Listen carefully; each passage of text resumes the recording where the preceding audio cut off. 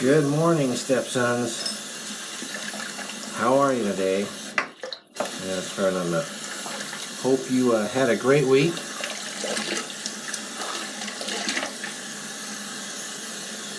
Hope you're ready for the weekend. I'm not always sure what to share with you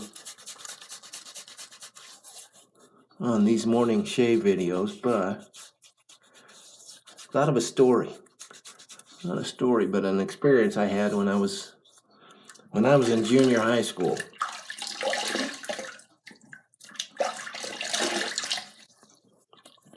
Had a friend. I'm going to call him Brady for this story.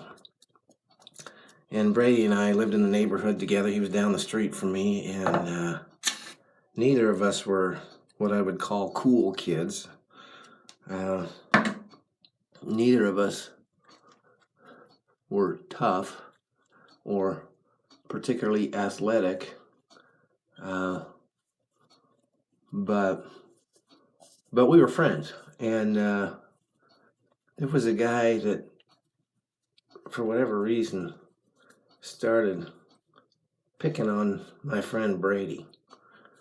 And one day after school, he was following. It was him and one of his friends, and then some spectators. I don't know, back when I was in school, word would get out if there was going to be a fight. There's going to be a fight. And there'd be we call them rubberneckers on the freeway. If there's a wreck and you're driving by, all the rubberneckers that can't drive by without turning their head, they'll see how bad the crash is, which is probably everybody.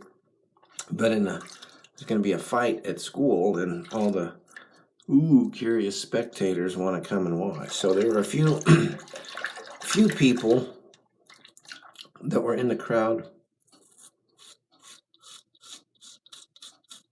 of that nature.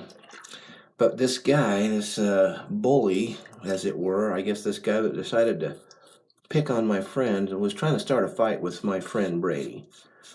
Now, I didn't see myself as... I was a skinny kid.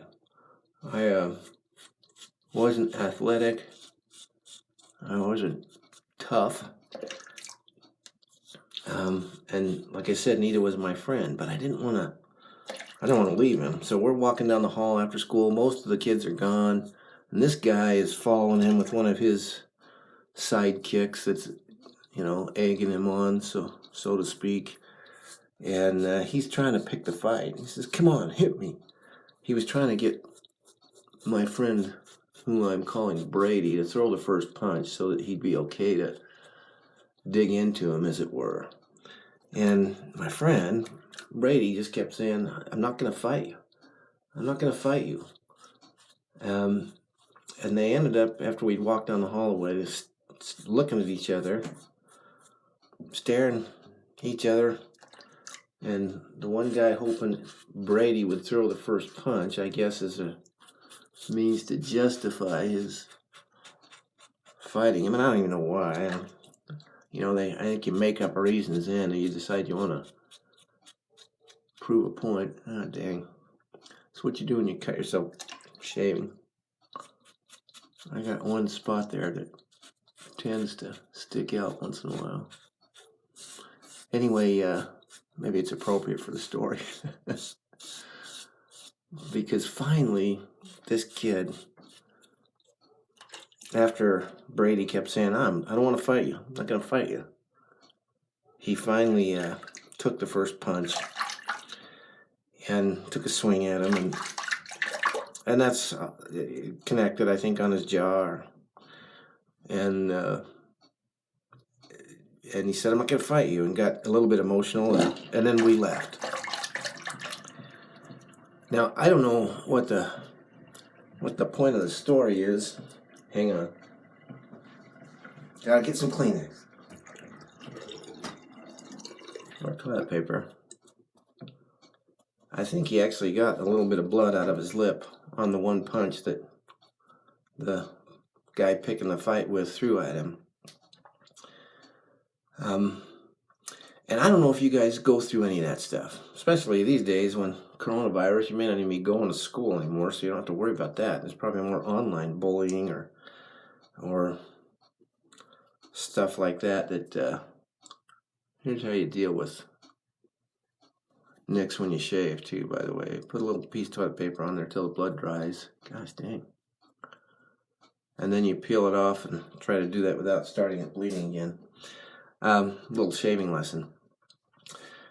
But Brady and I were able to leave at that point. The guy threw one punch, connected with Brady. I think he might have drawn a little bit of blood on his lip. Not much. And again, he kind of emotionally said, I'm not going to fight you. And we turned around and walked away, and they didn't pursue at that point. I'm not sure what lessons are in this other than one thing. If you're in a situation like that, don't let your friend go through it alone. I didn't want to leave. I mean, I was a skinny kid. I didn't want to go jump in the fight either, but I didn't want to leave him by himself. So, I stayed there with him the whole time, walked home with him after, and, I was his friend. Maybe if I'd had more guts at the time, I would have pushed back on the bullies, the guy picking the fight and his sidekick. But if you've got friends that are going through a challenge, don't let them go through it by themselves.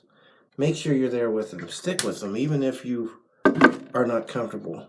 Even if it's scary for you to a certain extent, which it was for me.